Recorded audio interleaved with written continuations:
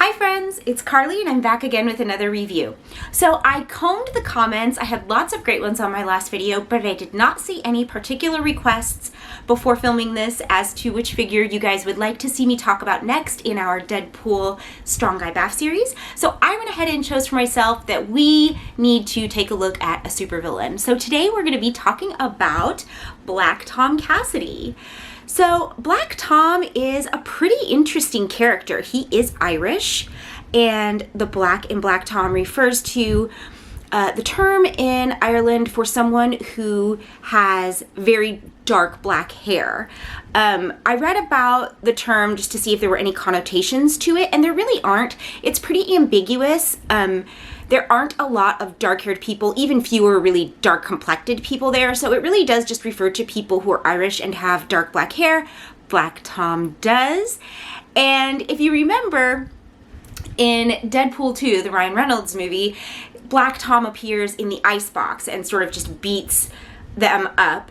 And after that, Deadpool is constantly cracking jokes about how Black Tom is cultural appropriating and refers to him later as an African-American guy, which I thought was just super funny. But Black Tom actually just refers to an Irish person, or Irish Tom here, with dark hair. He's got his very traditional Irish shillelagh, which is a fighting club that I don't know is traditional in Irish culture, and it applies to his powers. So he is actually the cousin of Banshee, and they were sort of in a love feud over the same woman. She ends up passing away, the feud reignites. A series of circumstances happen, and he is shot by Cable at one point. So I know that in the beginning that he had the ability to just sort of command these concussive blasts. But after he's shot by Cable, they use this substance that's made out of wood. They call it a wood-like substance in what I read, to repair his wounds. And there is some sort of virus that catches on during his healing process that causes that to travel throughout his entire body, which then allows him to shoot his concussive blast through any wood substance, which is why he carries a shillelagh like this. And this one is really cool looking too. Let me get my face out of there. So it's got a little skull on top, and it's actually a bludgeoning stick. So he can not only bludgeon you with it, he can shoot concussive blasts through it. Then so his connection to Deadpool is that he seeks Deadpool out in order to steal his healing factor to recover from this virus that's sort of taken over his body. And through a secondary mutation that takes place, he kind of converts into a total plant-like creature. And from that, we see Black Tom being able to command plants. He even has the ability to cover people in vines and sort of walk them around like an automaton, which is kind of crazy. He is in prison after a life of crime for a time, and there he befriends Juggernaut. At one point, Juggernaut seeks to give his powers to Black Tom, and there's two sort of Juggernauts traveling around, which sounds absolutely insane to me. And then from there on, he just has a variety of concussive blast abilities and the ability to manipulate plants, kind of maybe like Poison Ivy in the DC universe a little bit, but a little bit more complex than that as well, because he also becomes a plant-like creature for a while. So I feel like the way that Black Tom looks kind of doesn't really give away what he's all about, and I think he sounds like a really interesting character. So it seems like we haven't really seen him, though, since the early 2000s. I don't know, unless you count the cinematic universe, well, not the cinematic universe, but if you count Deadpool. So I don't know if there's a future for Black Tom, but I think it's really cool to see him here.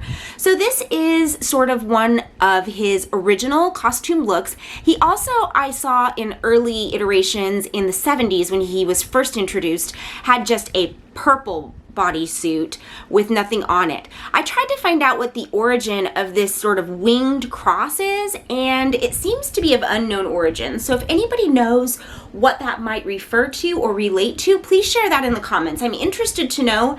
I wonder if it might have something to do with Irish culture, or if it might be relating to his ability to work with plants or wood material.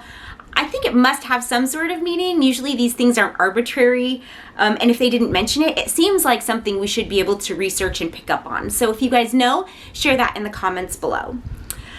So I'm gonna go ahead, you can see that his, we'll take a better look at his shillelagh. I'll take it out of his hand. It's a really nice looking piece. It has piece accessory. It has a skull carved into it. It's a, you know, a long wooden bludgeon, so he would carry it. He wouldn't use it like a cane. He would actually sort of like carry it in his fist. And this is the bludgeoning end.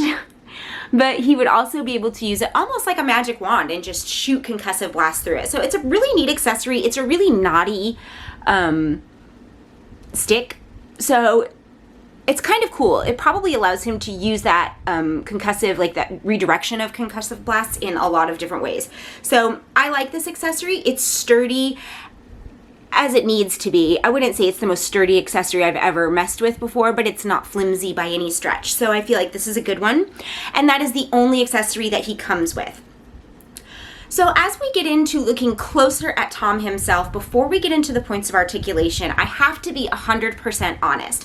When I was looking at my entire series in the box, every single figure had something about it that looked amazing to me, or actually overall, I felt like the entire series just in the package looked really fantastic, except for Tom. And some of these opinions have changed, so I'm not going to tell you exactly what I thought initially just looking at him now that I've played with him, but I do have to talk about the paintwork on his face. So while this is what Tom looks like, there's something, and this could just be with my figure, very unfinished about the look of the paintwork on his face. I'm not sure if it's, I don't know if it's just his very fair skin and the way that it looks like everything is just one stroke of black, one stroke for each part of his mustache, one stroke for his little beard, and one stroke each for his eyebrows. It just doesn't seem like they put much effort into putting detail into his face. It's really just his, you know, facial hair, and because he's so fair, there's sort of no depth. You can't really make out the sculpting all that well, so I really wish they would have taken the time to do some shading in his face. Obviously, he's meant to be very fair-skinned, and with the black hair, that suits his name and the tradition of referring to people with dark hair in Ireland as Black Irish. So I understand why he looks the way that he does, but again, a slight addition of just a little bit of shading here and there would make him feel more alive to me. I just feel like his face feels a little bit like a lump of plastic that hasn't been completely worked over or considered, and that's a little bit disappointing. And from the beginning, it sort of made me look away from him. Now that I know a little bit more about the character, and I've taken a closer look at a couple of other figures in this line and at this, I feel better about the figure overall, but I would be remiss not to mention that I just don't feel like the facial paint job is all that good. The sculpt is fine, but it needs more paintwork. So if I were a customizer, I think I might find myself doing a little bit of something to put a little bit of life in his face and his eyes. That said, he does look the way that he's meant to look. This costume is spot on. As I said, it's one of the earliest iterations of his costume. The only one that I found that was earlier was just a plain purple suit. So I really like this one. And again, we're looking at a relatively new body mold. This one is very sturdy and tight with all of the parts and pieces feeling very functional. And as I'm looking at articulation, you'll see that he works pretty well. So let's start with the head. So he has this little beard that you can see sticks out from his chin and kind of hinders the range of motion of his head. Not in a super negative way, but as with Sunspot, while you get a good turn right and left, you do want to be careful because his beard ultimately bumps right into that little point on his beard right there, bumps right into his high collar. So because the beard is painted on, you want to make sure that when you're turning the head right and left, that you really try to avoid running into that collar because eventually it will start to make the paint rub, and that would make it look even less finished if you have like a little white nub at the bottom of his beard. So Again, it doesn't bother me so much that the head can't turn 360 degrees, but it does bother me that there is something that hinders the movement that might also damage the paintwork. That's a little bit of an issue. Moving on from his head, everything else on this figure looks really, really good, guys. So let's look at the lateral lift in the shoulders. I really love this because you get a great sort of casting look to him. Now, I know that he works with concussive blasts, but there's something about the look of Black Tom that this pose just feels right to me. So being able to get a lateral lift that extends beyond the plane of his shoulder up like this works really well for me, and I really, really like the way that it works. His arms don't go down all the way, but that also sort of suits the way that the character works to me, and I like it. So he's got 360 degrees here in the shoulder. He's got 360 degrees in the bicep, and this sculpt fits really nicely together. It almost looks completely seamless. It's really difficult to pick out where that turn is. So there's another really good piece of evidence to show that this is probably a pretty new mold, and I like it. It looks really good. So we've got, even with his vinyl gloves that extend up to the elbow, a really great bend in the elbow. The edges of this vinyl glove are flexible a little bit, enough that we can like push that arm up and get a really good bend in the elbow. So I'm happy about that. He's got, let's see, 360 degree turn in the wrist, and then his wrist also bends back and forward. So we have a really great range of motion in the arms, and I love the slight hyperextension in the shoulder. That's something I'm starting to think that maybe we should be able to see on every figure. It just feels really good to have that joint go all the way up the way that it's meant to. So I really appreciate that. Now when we're in the torso, this one was a little bit curious to me. So he really doesn't get much of a bend forward.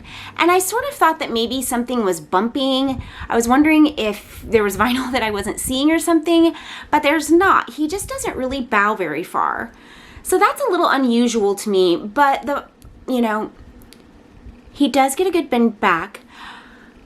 And he does bend forward. So the joint itself works the way that it's supposed to. And I was noticing that on this one, we don't have that amount of negative space that I was talking about on our last figure. And I'm wondering if this is the trade-off. If to eliminate that amount of negative space when they're bending forward or back, if the best option for doing that is to limit the range of motion, which one would I prefer? So I kind of feel like I prefer the limited range of motion to the big hole in the chest or the big hole in the back when they're bowing or leaning. So I think this might be a really elegant solution to the issue of negative space by just allowing the movement, but not quite making it not quite so dramatic, so that we don't have these weird gaps in the parts and pieces. So I appreciate that. I'm not sure that that's exactly what's happening here, but it does sort of make sense. And so even though the range of motion isn't as far as I would love to see, it's still really, really good. So he's got 360 degrees in the waist, this awesome vinyl belt that you can move and manipulate if you need to for a pose. It sits down on his hips really nicely, so it's a nice functional piece. He doesn't have all that much of a lateral lift in the legs, but it is still, I think, better than Sunspot, because Sunspot was really limited. So even though it's not as high as I would like to see, it's still pretty good. We have 360 degrees here in the thigh. In the comments on my last video, someone asked me, or a recent video, someone asked me why I prefer that and have a problem with the turn in the ankle. So check in the comments and you can see my response to that, and then you can also respond and let me know what you think. But I do prefer the thigh, and this one works really well. There is a nice bend in the knee here, and again, the vinyl boot isn't even quite reaching it, but I don't feel that there's anything really hindering that range of motion. It works really well. And this one doesn't have the turning boot. You can see that it does have the joint underneath. The mechanic is there, but because of the vinyl boot overlay, it doesn't function. So that's just because of that's how the mold is. The mold has that, but the boot prevents it. And since I don't think it's necessary, that doesn't bother me in the slightest. And then we have these fantastic feet that we've been seeing that have all kinds of a full range of motion of movement. I really like and appreciate the way that they went ahead and either coated over or painted over his boots to give them a really nice glossy sheen to contrast with his sort of pleathery looking suit. So I really like that detail. It also really helps to pull the red from his chest and his belt. So I think that when you only have a two-tone suit, using whatever devices you can to pull that accent color to the forefront of your vision is really important, and I think they do that really well with him. Let me get his little shillelagh again and to show you how easily it fits in his hands. He does not have an extra set of hands, so both of his hands are poised to hold it, and it literally just, let's see, let's get focus here, slides right into his hand. So it's really easy to use, and he grips it really, really nicely. So from looking at him in the box and feeling like, oh man, this is the one in the series I'm going to be disappointed in, I actually am not. I do think work needs to be done on his face, and I'd be interested to see other people who have this figure, if you have a better paint job than I do. That happens, and maybe I just got unlucky. We've definitely seen me get unlucky pulls in the past. There are a few more minor issues in the head, so it makes me feel like it's possible that I just got unlucky. There's a little bit of a lack of finishing in the seam in the plastic around his neck and chin. I don't know how well you can see that. He doesn't get a great up and down look. I didn't do that point of articulation, so it's kind of hard to see what I'm talking about on camera, but there is like some seam work here that doesn't feel finished, and it makes me wonder if I just got one where they, for whatever reason, kind of glossed over the head a little bit.